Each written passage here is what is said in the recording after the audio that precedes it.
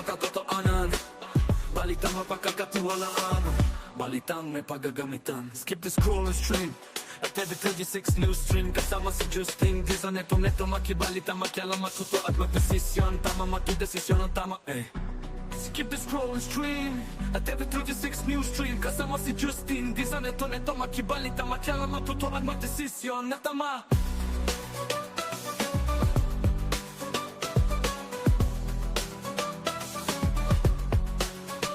Skip the scroll and stream at every 36 news stream. Kasama si Justin Di sa neto makibalita, makialam, matuto at magdesisyon na tama, magdesisyon na tama.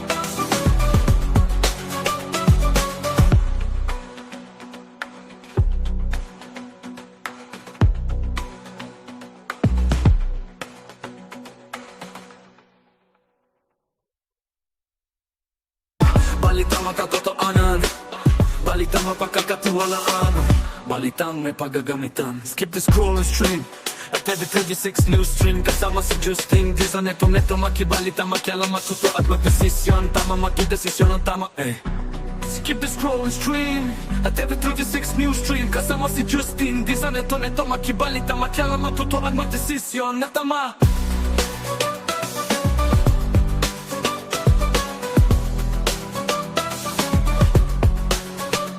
The scroll and stream at every 36 news stream. Kasama si Justin Di sa neto makibalita, makialam, matuto at magdesisyon na tama, magdesisyon na tama.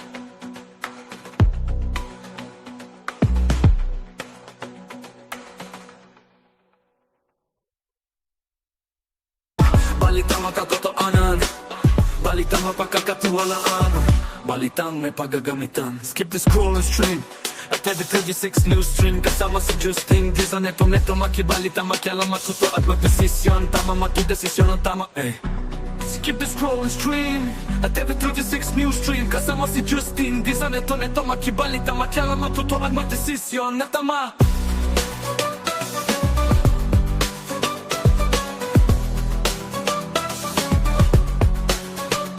The scroll and stream at every 36 news stream. Kasama si Justin Di sa neto makibalita, makialam, matuto at magdesisyon na tama, magdesisyon na tama.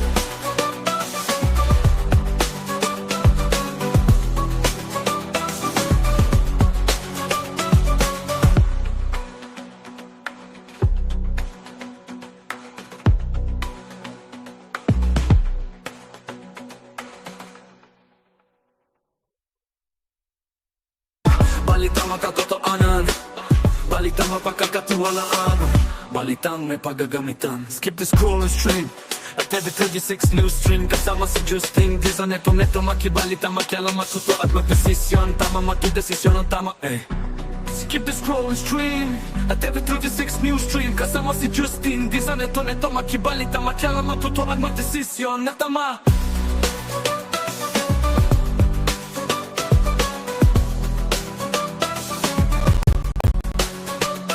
The scroll and stream at every 36 news stream. Kasama si Justin Di sa neto makibalita, makialam, matuto at magdesisyon na tama, magdesisyon na tama.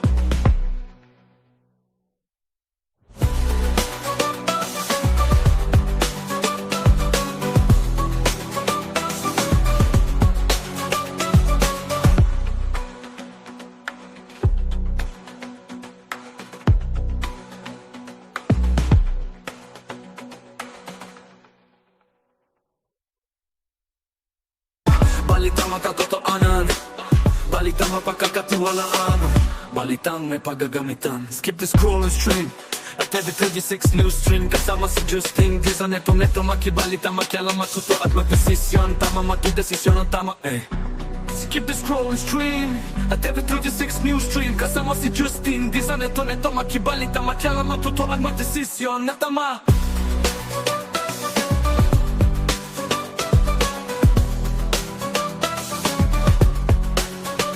Skip the scroll and stream at every 36 news stream. Kasama si Justin Di sa neto makibalita, makialam, matuto at magdesisyon na tama, magdesisyon na tama.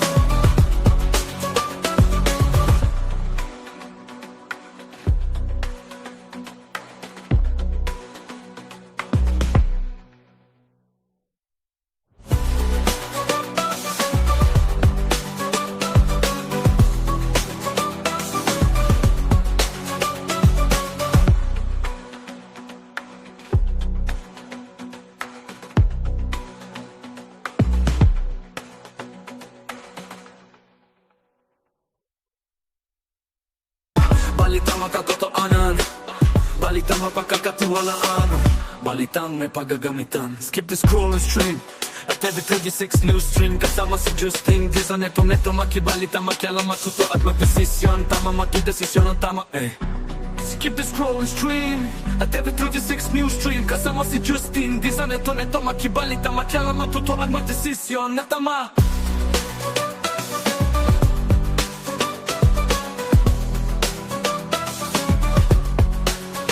Skip the scroll and stream at every 36 news stream. Kasama si Justin Di sa neto makibalita, makialam, matuto at magdesisyon na tama, magdesisyon na tama.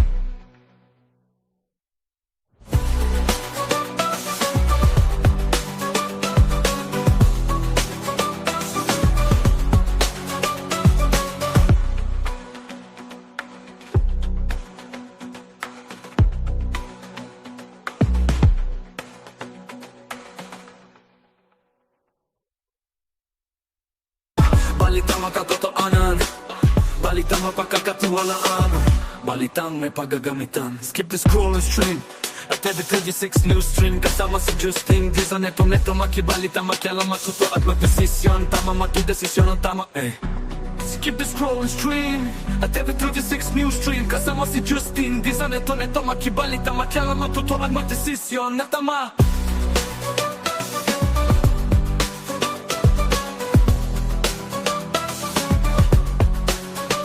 Skip the scroll and stream at every 36 news stream. Kasama si Justin Di sa neto makibalita, makialam, matuto at magdesisyon na tama, magdesisyon na tama.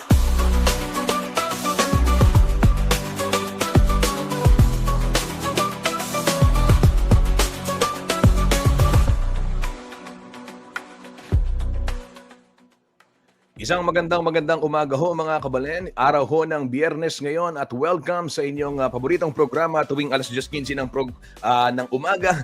Ito po ang CLTV 36 News Stream. Kabalen, Justin Dizon po maghahatid sa inyo ng balita at impormasyong makatotohanan, balita at impormasyong mapagkakatiwalaan at balita at impormasyon na may paggagamitan. Yan ho ang ating pangako sa ating mahigit 1.8 million followers dito sa Facebook. At syempre, live ito sa CLTV 36 News page. Gayon na rin sa ating CLTV 36 main page. At syempre, yung ating libu-libong tagasunod din, mga followers sa social media, ang YouTube. At live din itong napapanood mga kabalen. Ano? Aktibo rin ho tayo sa paghahatid ng balita sa Instagram. Ganyan din sa TikTok. Kaya naman, kung kayo ay hindi nanonood ng TV, pwede naman kayong mag-TikTok, pwede kayong mag-Instagram. Nandyan pa rin ang mga mapagkakatiwalaan, may paggagamitan at makatotohanang balita at impormasyon ng CLTV 36 News. Pagbati ho sa lahat ng naaabot ng ating broadcast Luzon, Visayas at Mindanao via Signal Channel 115, gayon na rin sa Air Cable Converge Channel 71, at dito po sa gitnang Luzon, syempre yung ating 37 cable partners. Ganyan na rin dito sa Kalakhang, Pampanga, Free TV Channel 36, Digital TV na ang CLTV 36, malinaw na malinaw, kaya naman kabalen. Ito, mas masaya na yung panonood ho ng mga balita at impormasyong tungkol sa inyo, tungkol po kay Katamo, kay Tiking Pampanga, kay Tiking Central Luzon. Deng balita na irakemi kay kayo kabalen, ngayon pong Aldo at syempre kay Aldo Aldopan.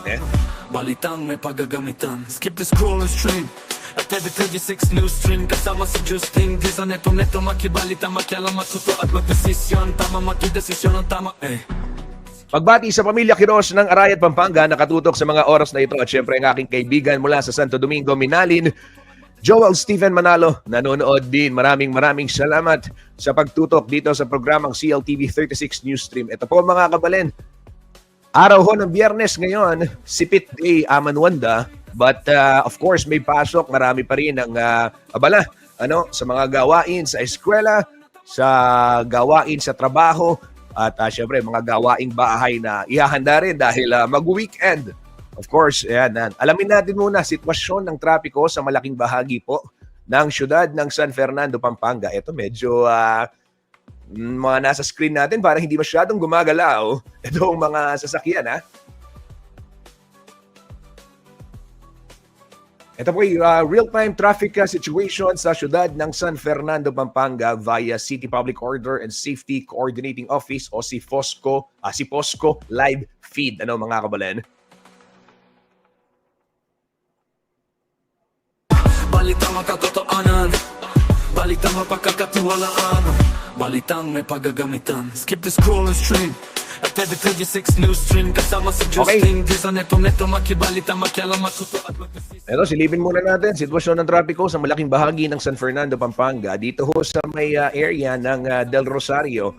Makita nyo naman, maulan pa rin po dyan sa portion na yan ng syudad. At may build up ng trapiko naman paglagpas dyan. Of course, dyan may traffic light. Alam naman natin. May meme nga yan daw yung may pinakamatagal na waiting time o pinakamatagal na traffic light dito sa atin sa Pampanga. Pagdating ho ninyo ng Maing Peace, kaning tulid Pepsi, na naking sakop, ayan. Expect ninyo yung traffic build up dyan. Gawa ng ongoing road construction.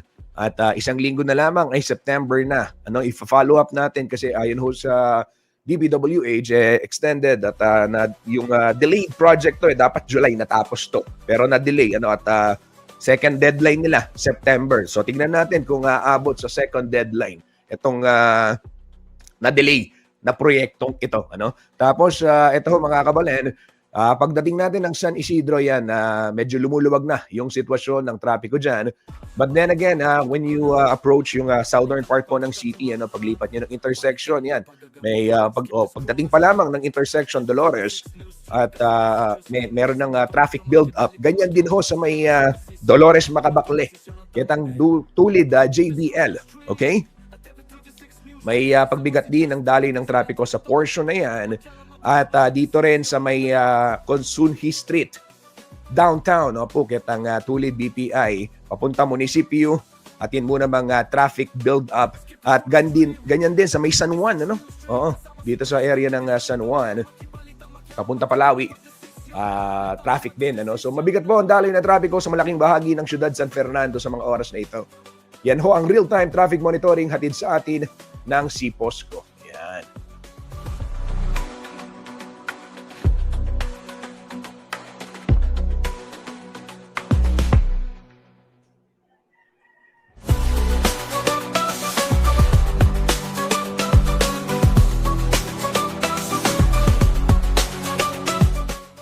Ito naman, mula ho sa may si POSCO, silipin naman natin sitwasyon ng trapiko sa iba't ibang bahagi po ng lalawigan naman ng Bataan. Kung nagbabalak kayong mag-beach ngayong long weekend, ay ito yung inyong aasahan dahil alam niyo naman maraming puntahan dyan sa Bataan at sa Zambales.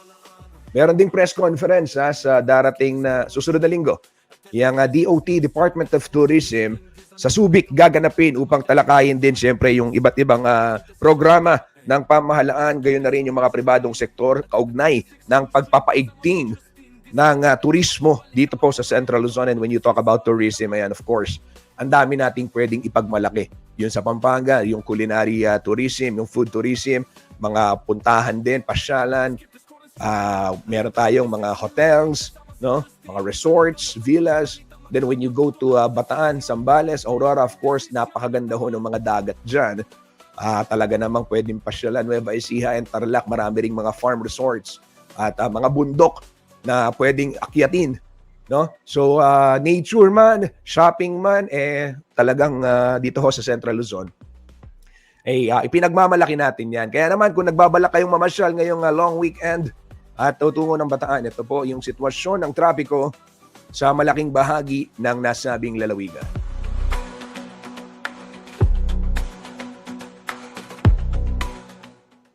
Dito sa may Layak, Balanga bound, light traffic, ganyan din sa may Hermosa SC Tex, Suwal, light traffic din. Magaan din ang daloy ng trapiko sa may Coolish Crossing. Napakaluwag ho ng sitwasyon sa Balanga, 4 lanes, ganyan din sa Rotondang Balanga at sa may Alauli Crossing. Maluwag din ho ang sitwasyon ng kalsada. Basa ho mga kalsada ngayon sa Badaan, gawa ng pag-uulan mga kabalen. Wag na wag ho kayong sosobra dun sa itinakdang speed limit. Kasi alam niyo ho, pag ganitong maulan talaga, madulas yung daan, At lalo na kung kayo po yung nakamotorsiklo, prone sa semplang, yung ganyan. Kaya naman pag motorsiklo, hanggang 60 lamang ang takbo. Yung mga truck at van, 50 lang. Huwag ho tayong lumipad sa highway.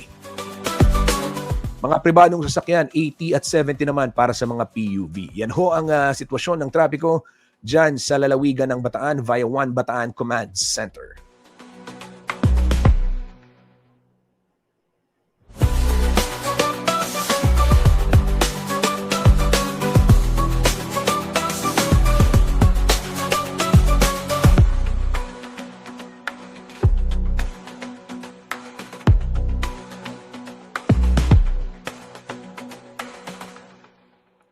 Ito naman ho mga kabalen, sitwasyon sa may North Luzon Expressway para ho sa mga pauwi ng ating probinsya o di kaya naman babiyahe pa ng Metro Manila ngayong araw ho ng Biyernes. Silipin natin, real-time traffic monitoring muna tayo via NLEX Corporation. Ito mga kabalen, sa oras na ito. Ayan, sa may Balintawak Toll Plaza, light traffic. Pero Valenzuela Interchange, if you are headed to Metro Manila, asahan po ninyo yung mabagal na daloy ng trapiko patungong Maynila. Ayan, pagdating nyo ng Valenzuela. Okay? And kung mag-exit kayo ng Mindanao Toll Plaza, expect din ninyo na may pila dyan dahil ongoing pa rin yung road construction sa area na yan. Sa mga karehiyon naman nating magdaraan dyan sa may Kawayan, Bulacan, ayan, na may Kawayan Interchange, bahagi po ng NLEX, magkabilang linya, maluwag ang sitwasyon pero maulan sa mga oras na ito. At sa Bocaue Toll Plaza, na maluwag pa rin ang sitwasyon. Ganyan din po sa may syudad ng San Fernando, Pampanga, light traffic. Again, ulitin ko lamang basa ho yung kalsada, kaya naman dahan-dahan sa pagmamaneho. Ingat po, i-check ang inyong mga sasakyan, i-check ang inyong mga brakes, syempre yung langis, gulong, lahat, blow bagets, ika nga. At syempre, importante doon, yung self, dapat nasa mabuting condition ho kayo bago magmaneho.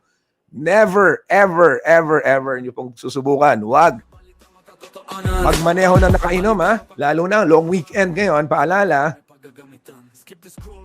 Kung kayo ho'y maiinom, itulog nyo na lang yan. Huwag na ho kayong magmaneho.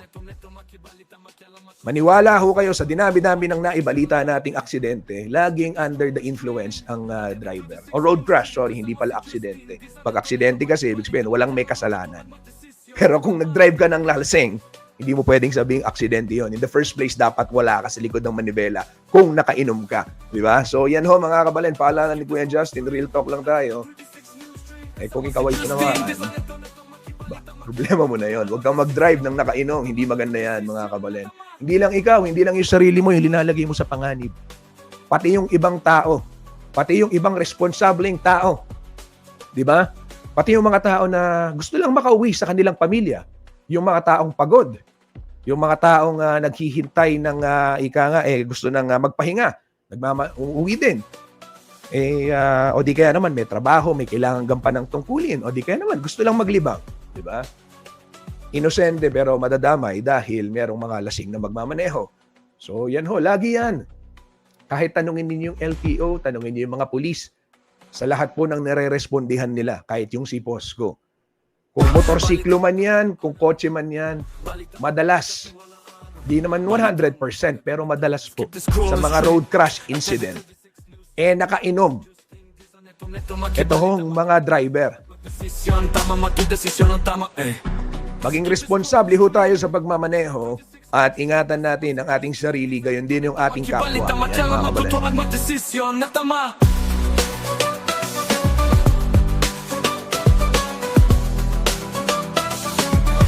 Sa mga nagbabalak ng lakad ngayong long weekend, ito nga yung sinasabi natin, alamin muna natin ano yung magiging sitwasyon ng ating panahon. Kasi kahapon, ito nakakatawa kahapon, ang inyong lingkod, Kuya Justin, ay may planong magbisikleta sa Clark, Pampanga. Kaso may forecast na uulan. So, hindi na ako tumuloy. Tapos hindi umulan. So, medyo nalungkot tayo. Pero maganda na yung sumunod tayo sa forecast. Kasi kung umulan, di ba? Ganun talaga. So, ito po ay gabay lamang, ika nga, sabi naman ng Pag-asa, taya ng panahon. Hindi sinasabing ito yung sure na mangyayari. This is the forecast. So, okay lang ho yun. Kesa naman sa umulan at walang forecast, di ba? So, mas malungkot naman yun. So, ito po, pakinggan muna natin ano yung magiging taya ng ating panahon sa mga darating na oras. At syempre, itong weekend, narito po si Grace Castañeda ng Pag-asa. Balitang may paggagamitan. Skip the scroll and stream. At every 36 news stream. Kasama si Justin Dizon.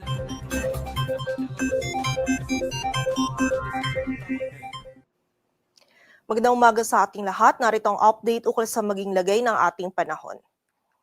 Patuloy pa rin makakaranas ng mga pagulan yung malaking bahagi ng ating bansa dulot ng low pressure area at ng habagat. Kaninang alas 3, yung LPA na minomonitor natin ay huling namataan sa layong 150 kilometers silangan ng Baler, Aurora. Generally, kikilos po ito pakanluran at ngayong araw, ina-expect natin na tatawid ito dito sa ating kalupaan, mainly over dito sa area ng Central Luzon. And magre-emerge ito or tatahakin po nito yung West Philippine Sea, posible po yan mamayang gabi or bukas ng madaling araw. And tumataas na din po yung chance nito na ma-develop at maging isang ganap na bagyo within 24 hours. So most likely, ina-expect po natin kapag itong LPA na ito ay nandito na sa area ng West Philippine Sea, ay mabilis po yung magiging development nito into a tropical depression. Ngunit hindi rin po natin nire-roll out yung possibility na bago man po nito tahakin etong kalupaan ay ma-develop na po ito as a bagyo.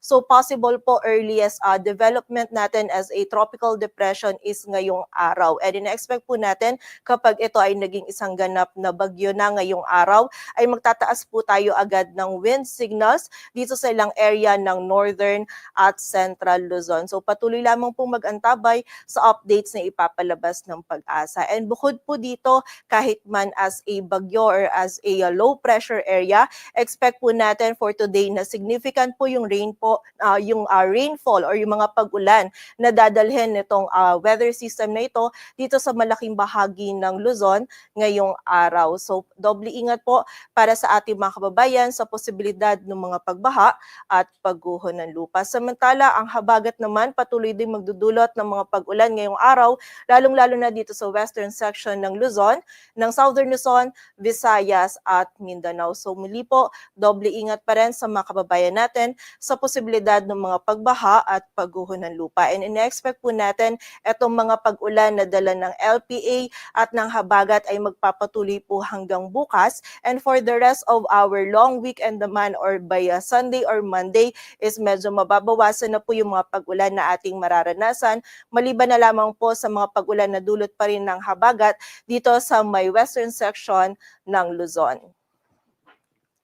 At kaugnay nga po ng mga pag-ulan na dulot ng low pressure area at ng habagat ay meron tayong pinalabas na weather advisory kung saan for the 24-hour duration, posible po yung 50 to 100 millimeters of rainfall dito sa area ng Cagayan, Isabela, Ifugao, Benguet, La Union, Pangasinan, Zambales, Bataan, maging dito sa Tarlac, Nueva Ecija, Aurora, Quirino at Nueva Vizcaya, maging dito din po sa area ng Quezon, Camarines Norte at Camarines Sur, dulot po ito ng low pressure area. Samantala, ang habagat naman ay posible din pong magdala ng 50 to 100 millimeters of rainfall ngayong araw dito sa bahagi ng Cavite, Batangas, Occidental Mindoro, Oriental Mindoro, Marinduque, Romblon, rest of Bicol Region, maging dito sa Aklan, Antique at sa area din po ng Palawan. So meron tayong banta ng mga pagbaha at pagguho ng lupa, kaya doble ingat po para sa ating mga kababayan and makipag-ugnayan po tayo sa ating mga LGU para sa mga aksyon na kailangan nating gawin para sa ating kaligtasan. Samantala, for tomorrow naman po, posible pa rin yung 50 to 100 millimeters of rainfall. Dulot po ng low pressure area dito sa area ng Pangasinan, Zambales at Bataan. And dulot naman po ng habagat dito sa area ng Palawan, Occidental Mindoro at sa bahagi po ng Antique. So patuloy pa rin pong pag-iingat sa ating mga kababayan sa banta pa rin ng mga flash floods at landslides.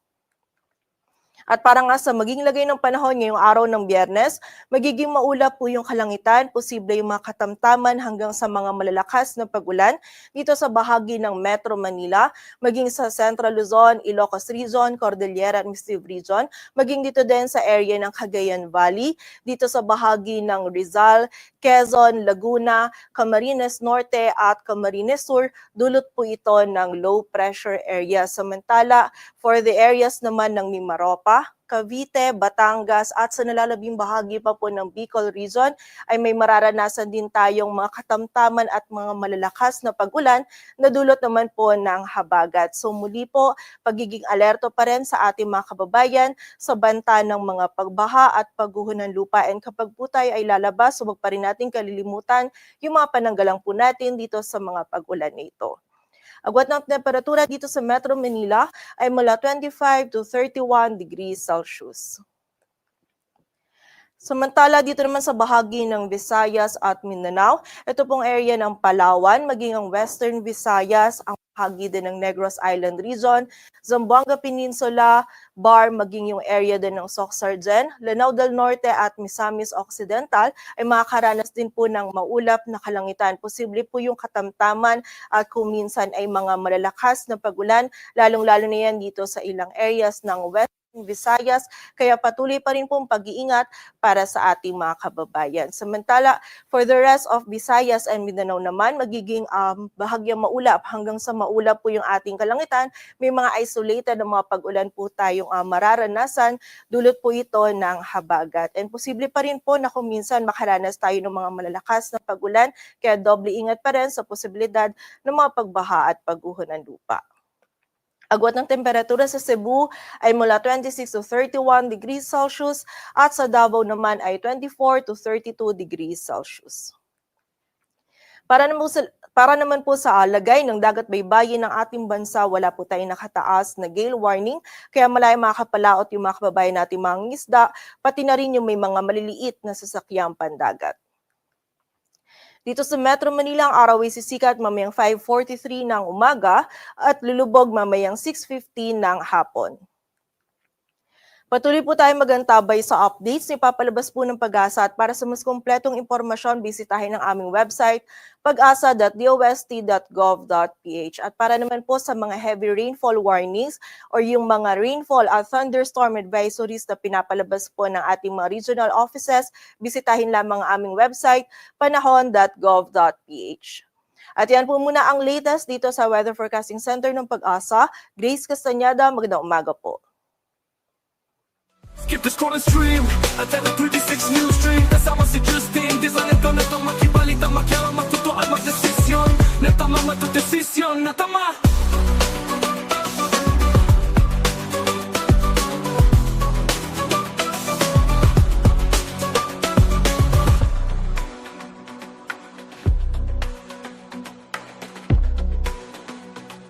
Maraming salamat, Grace Castañeda ng DOST Pag-asa.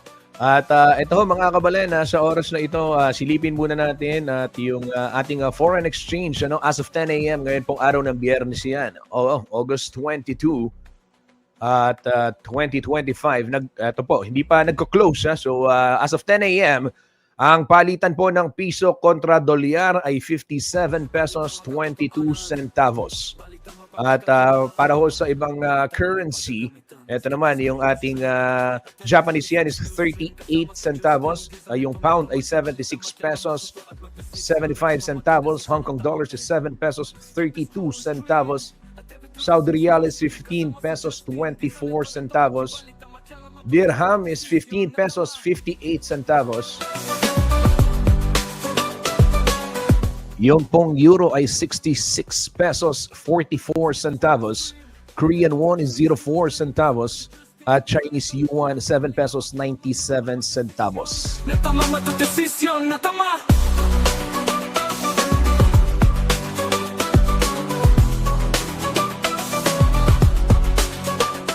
Yan ho, kababayan, ang latest foreign exchange rate as of 10 a.m. ng August 22, 2025, araw ho ng Biyernes. Ito, tuloy-tuloy tayo sa ating balitaan. Makakasama natin sa ating programa Kuyang Paulo G. Santos.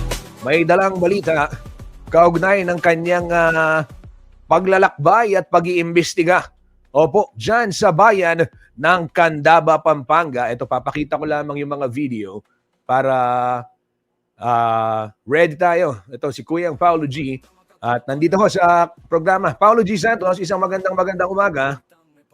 Magandang umaga sa iyo, Kuya Justin, at sa mga followers mo sa CLTV 36. At totoo, dito sa ating ginagawa, talagang kailangan nating makasabay dito sa umuusad na investigasyon dyan sa Senado dahil special mention ang mga probinsya dito sa Central Luzon, Kuya Justin. Oo, eto Paulo G. Pinapalabas ko nga itong pinadala mong mga video nasa Google Drive. Napakadami. Itong iyong naging paglalakbay. Oo, ikwento mo. Ano ba yung iyong nasaksihan dito sa bayan ng Candaba?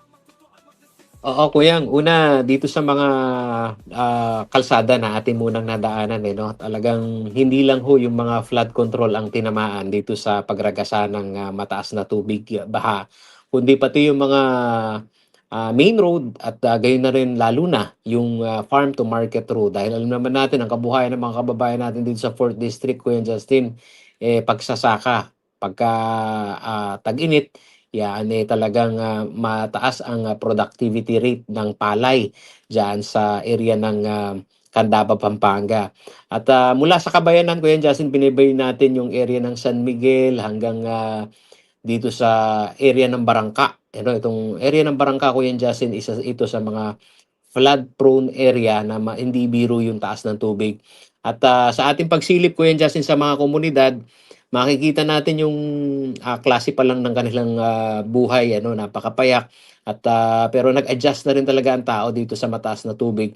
Kaya yung kanilang mga bahay, Kuya Justin, may second floor. At dito sa mga naobserbahan nating mga flood control gaya ng Bigay, Kuya Justin, isa sa ating napuna yung crack, pagkakasira at yung mga bahagi nito, Kuya Justin, talagang hindi patapos sa mga initial na koordinasyon natin din sa DPWH Pampanga 1st District Engineering Office, Kuya Justin, meron nga mga reported na nasira nitong nagdaang habagat at bagyo. At yan, yung mga nakikita ho ninyong construction na ongoing yung repair, Kuya Justin. Isa dyan, itong ginagawa ng contractor na Santo Cristo Construction and Trading Incorporated.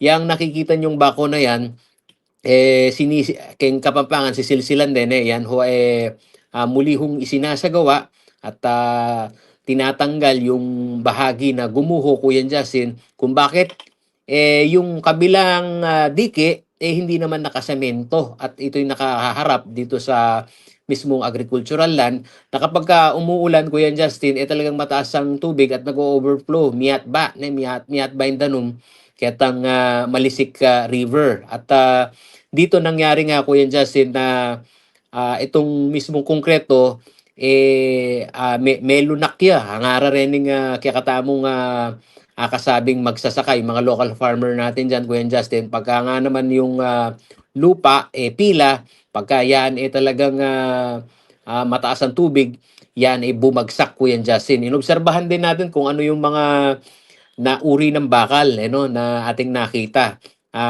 Itong kumpara doon sa Mindoro, Kuya Justin, na iisa lang yung nakita na bakal. Dito naman marami naman tayong nakitang bakal no. May mga portion lang talaga, Kuya Justin, na yung pagkakasira nito abot hanggang doon sa ilalim, no. At sa pag-usisa natin, Kuya Justin, dito sa nasira, nasa higit 70 meters dito sa area ng Malisik River. At yung tubig na dumadaan dito, Kuya Justin, hindi sa Pampanga River ha. Itong Candaba, talagang catch basin ito, Kuya Justin. Tubig na nanggagaling din sa Sierra Madre o sa area ng Bulacan. At itong tinamaan na slope protection, Kuya Justin, hulaan mo kung magkano to. Nabasa ko Eh, kahapon yan nasa oh, 1.63, tama ba? mataas pa. Taas mo pa, Kuya Justin. Mataas naman. Ano? Yan nasa 72. 72,377. Kumpletuhin Mm. natin. 377,731.34. Okay. Yun ang halaga, Kuya Justin, nitong nasabing infrastruktura. At ito naman nasimulan, Kuya Justin. Pasok ito sa termino ni Pangulong Bongbong Marcos.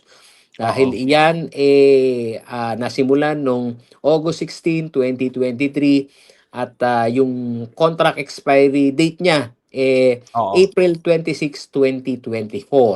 So tayo nag-usisa, Kuya Justin, doon sa komunidad kung ano bang nangyayari doon sa flood control at Oo. At ano yung impact ito kasi oo, tinatalakay natin yung mga numero, tinatalakay natin yung mga pera na sinasabi ginastos, pero ghost project o di kaya naman kulang-kulang.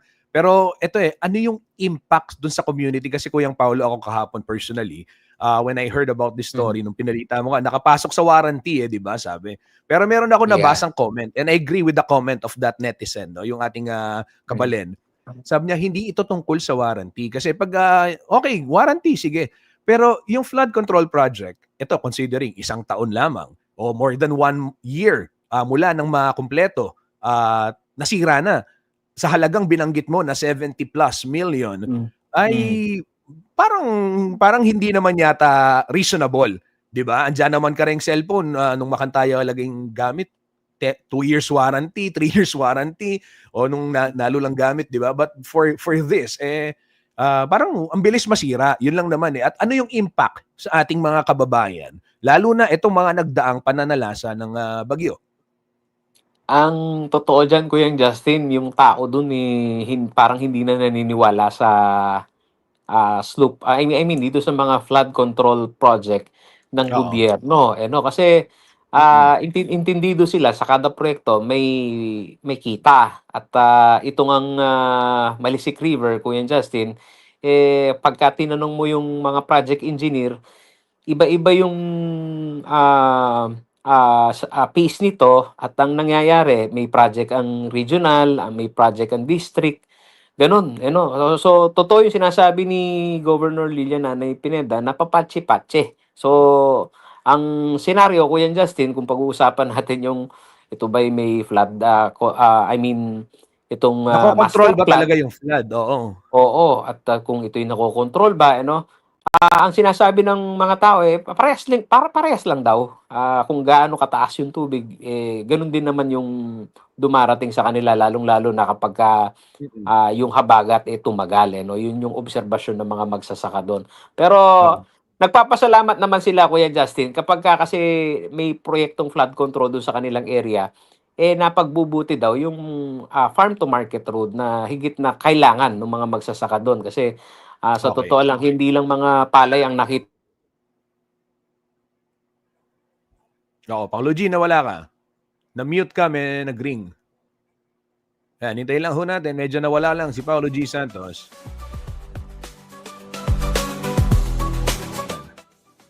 Paulo G.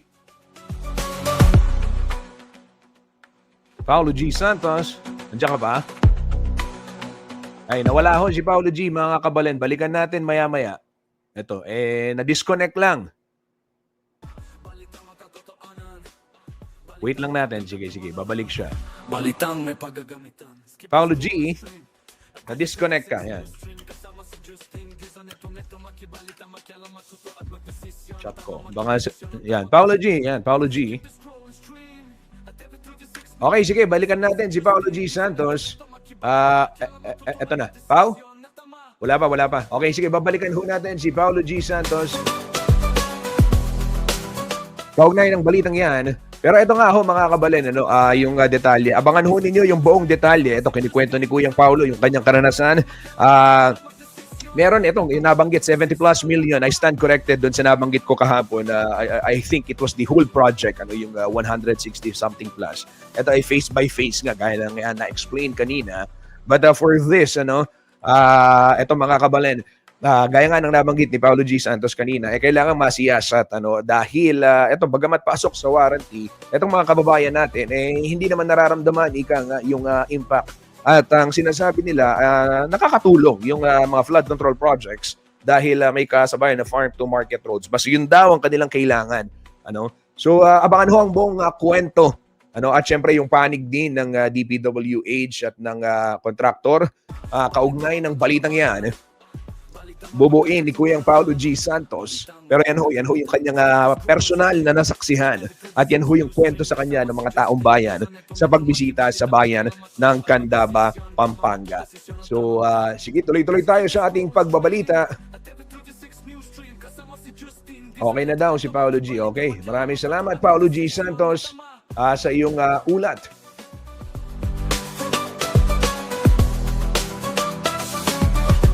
Nagbalik na siya. Wait lang, balik natin. At TV36 News Stream, kasama si Justin. Di sa neto makibalita, makialam, magtutuan, magdesisyon. Natama, matudesisyon, natama.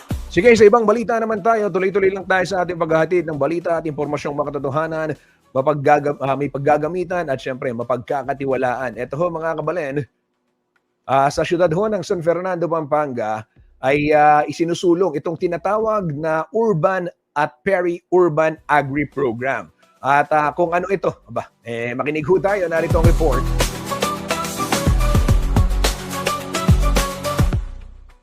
Ito ho mga kabalen, sa syudad ng San Fernando, Pampanga, patuloy ho yung pamamahagi nitong City Agriculture and Veterinary Office o CAVO ng iba't ibang fruit, bearing and vegetable seedlings sa mga eskwelahan at barangay sa may sa may San Fernando nga.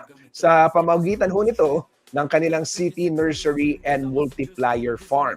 Ayon ho sa CAVO, nasisiguro ng inisyatibang ito na may sariwa at masustansyang pagkain ng mga komunidad at paaralan. Lalo na't nasusuportahan nito ang mga gulayan sa paaralan, gulayan ng mga kababaihan at gulayan sa barangay Hapag Program. Pinalalakas din ho ng naturang programa ang Urban at Peri-Urban Agriculture sa CSFP dahil sa household at community gardening. Nahihikayat dito ang mga Fernandino na magkaroon ng kanilang tinatawag na sustainable food production at syempre, pinaiigting yun pong food security.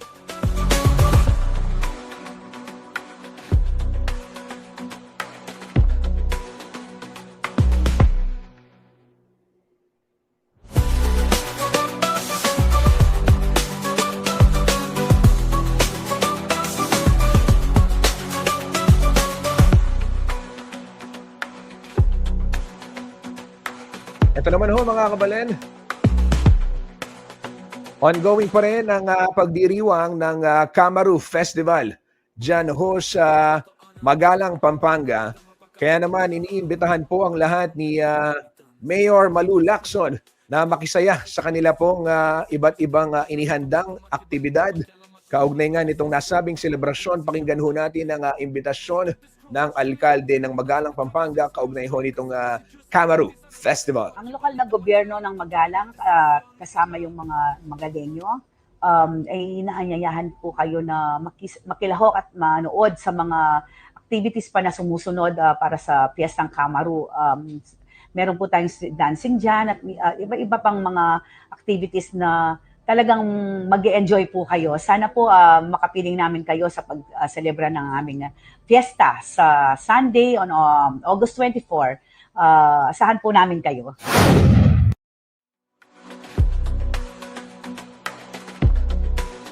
Yan asahan natin yung masayang mga Ang performances. lokal na gobyerno ng At Magalang. syempre pagdiriwang diyan sa fiesta ng Camaro Festival. Exciting. Maraming kaganapan. Pagbati rin syempre sa lahat ng mga lumahok o lalahok ba sa street dance competition. At syempre yung ito kagabi napanood natin yung Miss Magalang. Ayan ho mga kabalen. Ito naman samantala sa ibang balita, tiniyak ho ng kapulisan na merong sapat na trained personnel. Itong kanilang binuksan na help desk dyan sa may Korean town, Angeles City. Ito po syempre kasabay ng mga programa na paigtingin yung peace and order situation sa nasabing lugar. Matatandaan nung ilang buwan lamang nakalilipas isang Korean businessman ang napatay matapos barilin ng isang hold-upper sa nasabing lugar. Ito po, pakinggan natin ang pahayag ng kapulisan kaugnay ho nitong Korean help desk ng PNP na binuksan sa nasabing lungsod.